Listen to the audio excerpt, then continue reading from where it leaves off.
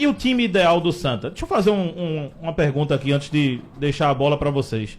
Vocês estão satisfeitos com o goleiro? De forma nenhuma. Vocês estão satisfeitos com o lateral direito? Não. Estão satisfeitos com o lateral esquerdo? Eu venho gostando do Natan. Vocês estão satisfeitos com os dois volantes? Volante é o que não falta, né? Tô. Já abre uma oficina. Com o meia? O William Júnior fez uma boa partida, mas é alto e baixo. A gente tá com a lacuna. Os pontas? Alto e baixo e sem reserva. Centroavante? Sem reserva também. É muito, assim, eu tô trazendo ponto a ponto aqui, porque são muitos problemas para quem já tá num momento de mata-mata, né? Com certeza, João. A gente tá... Até tava falando aqui, né? Quando a gente vai analisar o debate da torcida pré-mata-mata não confio no goleiro, não confio no lateral. A gente vai chegar numa decisão, desse mata-mata é decisão, você garante 2 jogos só, que é a próxima fase, com várias lacunas dentro do próprio elenco. A gente, ora, pede Yuri, a Yuri entra, pede Totti, nenhum dos dois soma. Sempre é melhor quem tá no banco. Sempre é melhor quem tá no banco. Até cogitei jogar com 3 zagueiros, porque o William Alves poderia trazer ali o terceiro zagueiro e melhorar o sistema defensivo, buscar alternativas, né? Eu acho que a gente precisa buscar alternativas. E basicamente o time todo hoje ele carece de uma ideia do Galhardo ali, tentar um domínio, uma jogada de plástico ali do próprio Giovani. E é muito pouco para um time que quer subir, no meu ponto de vista, Luna. Eu tô analisando porque realmente é um debate, principalmente dos nossos laterais, né? A gente uma hora tá falando de Totti, uma hora tá falando de Yuri. Na verdade, eu sempre questionei a entrada de Yuri. É um jogador que, peço até desculpas se ele estiver ouvindo, ele deveria se aposentar. Rosto bonito não faz futebol. O cara, ele não corre, ele simplesmente não corre. A gente coloca Totti, ele tá com rendimento péssimo, mas entre ele e Yuri, eu com certeza deixaria ainda assim Totti. Porque a gente não tem opção hoje. Qual é a nossa opção? Engraçado que o Yuri e o Favela e o Paulista fizeram um ótimo campeonato paulista. E hoje, Favela e Yuri já deveriam ter rodado há muito tempo, junto com o nosso goleiro, né? Porque infelizmente tivemos... Que fez um bom estadual também. A nossa infeliz contratação de 3 anos com ele. E aí foi uma pergunta que eu fiz aqui, na hora do intervalo. Tem alguma cláusula no contrato de Felipe que não pode permitir ele estar no banco? Por que ele não pode estar no banco? Porque a gente não poderia estar testando o Rock Kennedy esse tempo todo, já que a gente já estava classificado para o mata-mata. Por que a gente ainda tá... A gente não. Por que Marcelo ainda está insistindo em Felipe? Porque Bruno não colocou o peito e disse, não, vamos tirar Felipe, vamos botar ele no banco. O que é que tá acontecendo? Tipo, cadê a comunicação? Cadê a transparência? Gibson, pode ficar à vontade também. Se sinta aqui na mesa também. Tá certo. Olha, o meu time titular seria Rock Kennedy, Totti, Matheus Vinícius e William Alves, Rodrigues, Gabriel Galhardo, Balotelli, o Galhardo como meia, o Thiago Galhardo. Thiago Galhardo não é jogador para jogar como centroavante de área. E colocaria, claro, Giovani e Thiaguinho. Eu fiquei pensando, João, eu costumo dizer aos amigos rubro-negros e alvirrubros o seguinte: a Série D é um esporte parecido com futebol, mas é outro esporte. A Série D. Coisas como número de passe, posse de bola, tem pouca importância nessa divisão. Eu tenho ido aqui aos jogos do São José e Osés tem ido aos jogos de Joinville, a gente está acompanhando a Série H, o Grupo H, né? E eu vejo os gols no YouTube. Grande parte dos gols é arremate e bolas cruzadas na área, sobretudo de bola parada. Ano passado, você recorda o jogo do Náutico aqui no Passo da Areia, que o Náutico levou um gol de bola de lateral, o cara bateu um lateral na área e o cara fez o gol, o cara do São José.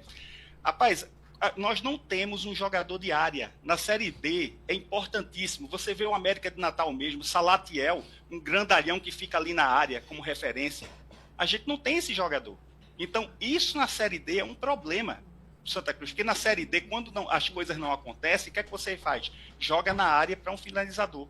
E esse jogador não é Galhardo. A gente não tem finalizador. Né? Outro problema é a zaga do Santa Cruz. Na minha opinião, é um erro não ter colocado aquela zaga do Pernambucano. A zaga do Pernambucano foi muito bem, a zaga do Santa Cruz. O William Alves e o Matheus Vinícius. Eu acho que esses dois jogadores têm características, no caso, o Eurico e Matheus Vinícius têm características muito parecidas e não vejo esses dois jogadores juntos. Não vejo. É isso que eu penso, minha gente. eu gosto muito da ideia dos 3 zagueiros. Concordo. De verdade, assim, eu preciso ver no campo, né? Porque não houve isso. Mas eu acho que seria interessante ali o William, Eurico e Matheus liberando os laterais para que se transformassem em alas, e aí o Santa ganharia essa amplitude aí, ou com o Totti, no caso deve ser o Totti, né? Israel não deve jogar, e Rodrigues. O problema do Rodrigues é defensivo. Com os 3 zagueiros você vai diminuir essa dificuldade dele. Acho também, como o Gibson falou, do Galhardo como meia. Sim. Eu acho que você... E o Galhardo aparece muitas vezes como meia. Aliás, eu diria que o Galhardo no Santa Cruz aparece mais como meia do que como centroavante. Com certeza. Ele volta muito para buscar jogo e flutua muito naquele setor ali. Então eu acho que Galhardo, eu acho que é unanimidade, ou perto disso, Balotelli e Gabriel Galhardo são os melhores da posição mesmo. Agora, aí vai uma coisa que eu acho que vocês não vão concordar comigo. Eu acho que ia ter que voar um ponta. Concordo. Eu acho que tinha que ser Pedro Henrique, que é o 9 hoje, com o Giovani ou o Thiaguinho. Tem jogo que você pode jogar com o Thiaguinho e Giovani. Agora, eu ia falar isso agora. pode ser também, né? Uma possibilidade. E tem uma importância muito grande do Pedro Henrique com o Galhardo. Para quem os nossos ouvintes aqui talvez não conheçam muito o Pedro Henrique, até porque é um jogador que está aparecendo agora no cenário, mas até 3 anos atrás o Pedro Henrique era meio ofensivo. Então você tem uma característica de criação também com o Pedro Henrique. Então a troca de posição entre Pedro Henrique e Galhardo pode acontecer, e essa variável também confundir os adversários, né? O Galhardo puxar o zagueiro, o Pedro Henrique corre nas costas. Então todas essas variáveis podem existir muito, né? E é interessante, e até por isso a gente vai ter que perder alguém para poder jogar com 3 zagueiros, né? E jogar com os 2 laterais, ou até mesmo você reinventar. E vou dizer uma coisa, eu colocaria o Giovani no banco. Eu acho que no ano, a gente não pode esquecer o ano inteiro. No ano, Thiaguinho foi um jogador muito mais importante. É claro que Giovani chegou agora. Giovani tem uma característica sensacional ali do drible, que não está encaixando. Então, eu acho também que o Santa vai ter que ter atleta para o segundo tempo. Você vai continuar colocando Renato no segundo tempo? Só um exemplo. Então, o Santa vai ter que ter jogadores do mesmo nível para entrar e substituir. Por exemplo, Thiaguinho cansou, não tem problema, bota o Giovani. Galhardo cansou, ali no meio, bota o William. Eu acho que você ganha também banco com essa alternativa, né? Exatamente, até eu estava conversando com o pessoal sobre isso, de você... Hoje Galhardo a gente reclama muito, o Galhardo não vai pro banco. Quem é o reserva de Galhardo? Não tem. Não tem. Não tem. Se a gente desloca o Galhardo por meio, a gente começa a ter opções. E tem variações também, né? Tem o William Júnior, tem o próprio João Pedro, que muita gente critica. Eu até tenho barriga de Faustão, mas não quero ser Faustão não, tá? Tranquilo, fica tranquilo. Eu vou deixar você falar, mas eu quero só pontuar uma coisa. Galhardo não foi bem nesse último jogo. Não. Isso aí todo mundo só sabe. Esse, né? Não só nesse, tudo bem. Outros. Mas veja, se você buscar os recortes em pelo menos 2 lances que poderiam sair gols do Santa, começou a jogada no pé do Galhardo, num passe dele. Aquele gol que o lateral esquerdo perdeu, do Santa, o Natan, é um passe, uma bola longa do Galhardo quebrando a linha de marcação. Então, eu acho que aquele setor ali ele pode ajudar. E é aquilo, João. O Galhardo, eu falo muito pro pessoal, mais pessoas criticam muito o Galhardo, mas Galhardo é um jogador que tá 10 passos à frente dos nossos atletas. Se ninguém acompanhar pelo menos 5, Galhardo teve... eu faço o pessoal... Eu sou meu louco com isso. Eu pego os lances e fico analisando. Galhardo dá uma bola redonda e recebe uma bola de futebol americano. Desculpa interromper, isso até que eu comento também, né? Eu comento muito... Quando eu vejo um pouco do jogo em casa, vou analisar e eu até menciono. Não adianta a gente ter... voltando lá atrás o que eu falei, não adianta a gente investir em jogadores bons de Série A, B, se a gente não tem um time preparado para isso.